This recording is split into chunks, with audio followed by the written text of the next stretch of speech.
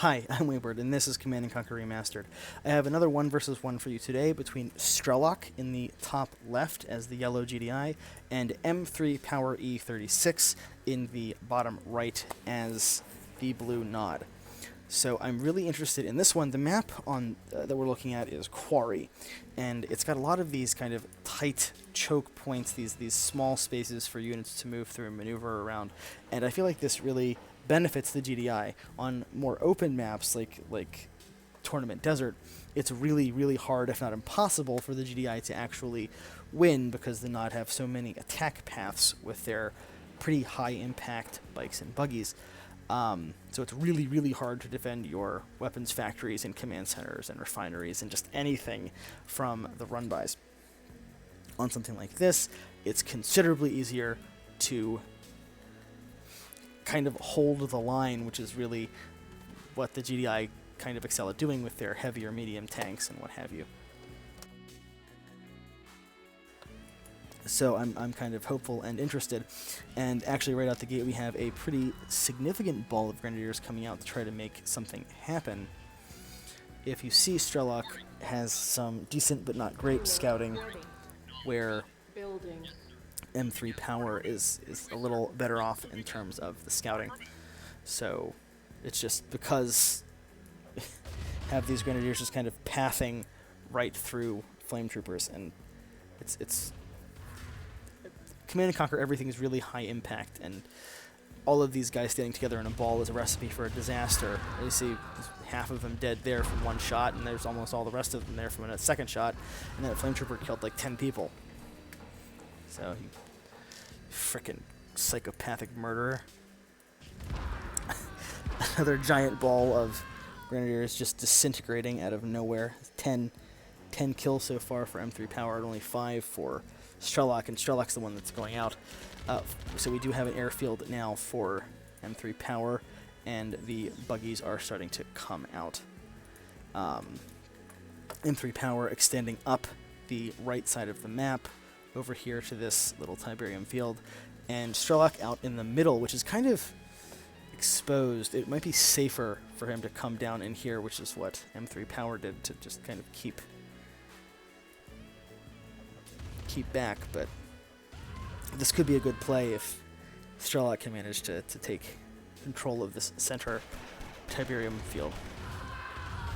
Better control now with those Grenadiers actually able to come in and threaten M3 Power. So trying to kill a power plant and also trying to kill a refinery, both getting pretty low actually. Looks like he switched targets to try to kill units and managed to kind of flub that assault. Actually manages to get the kill on that refinery, and let's see if we can get that power plant as well. It gets the power plant too, so well played by Strelok actually.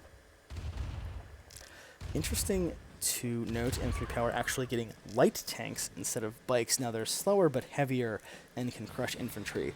So it's I kind of like it as an idea, but definitely sacrificing some of that speed for the more consistent light tank. So we'll have to see if that does anything. That minigunner being a little bit of a jerk there, trying to pick off that harvester, at least whittle it down a little bit, and harvester just squishes him, says no, and squishes him.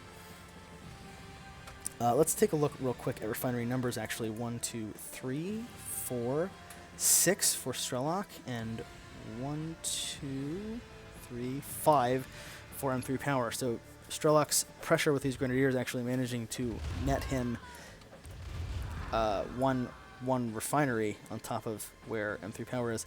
Very interesting. M3 Power getting artillery out to deal with these annoying Grenadiers. I think that's a pretty smart play, but I don't think I've ever seen artillery out this early in a map. Oh, it got another refinery kill, so Strelok kind of doing yeoman's work of 3 building kills so far. Normally you'd see the Nod player kind of getting out with this sort of aggression, but these Grenadiers are just being a real pain in the butt. Oh, this is potentially bad. A harvester deciding to path right into the middle of these medium tanks. Say, hey, hug me. I want to be your friend. And Strelok, oh, realizing way too late that oh my god, that's awful. This is just, it breaks my heart. It's killing me. Will someone think of the harvesters? Will someone think of the children and the harvesters? Oh my god. That's horrible. Does it live? Does it live at least? Ouch. M3-Power managing to get back into the match due to the bad pathing of harvesters. So we do have 2 airfields, and we actually have a weapons factory, 2 weapons factories actually, for Strelok. And Strelok actually doing really, really, really well with his resources. And let me see how many more times I can say actually. I'm sure you want to hear me say that a bunch more times.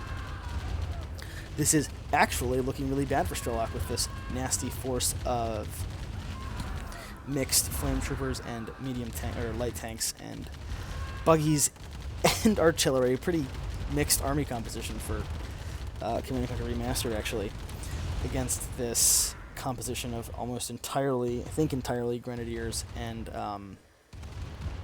medium tanks. So we'll have to see what ends up happening. I'm a little scared for Strelok because of... Man, those artillery go down fast, don't they? They are all immediately picked off, and now it's just the medium tanks and light tanks, and light tanks squishing poor Grenadiers, trying to get out of the way, but they don't. And all of the Grenadiers just melt as they are crushed by light tanks. Oh, actually, there's a couple. I said actually again. There you go. There's a couple of Grenadiers still alive. And M3-Power sticking with that light tank composition with the buggies mixed in, that technical dies. A bunch of Hands of Nod. It looks like M3-Power, I think possibly because they're vertically tall, getting Hands of Nod instead of silos. Where a silo will help you expand horizontally faster, these Hands of Nod, I think, because they're a taller rectangle, they help you expand vertically faster. Strelok attacking down through the bottom. It's actually a missile trooper? Yes. 1 missile trooper, and they get just murdered, squished.